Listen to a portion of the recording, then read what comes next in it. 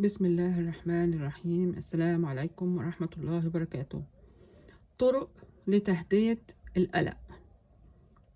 ركز على اللي تقدر تغيره. خد دش دافي. اعرف ايه مسببات قلقك.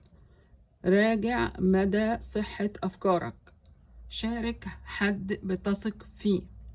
اتمشى. عبر بالكتابة. خد نفس عميق. كن أكثر تنظيما.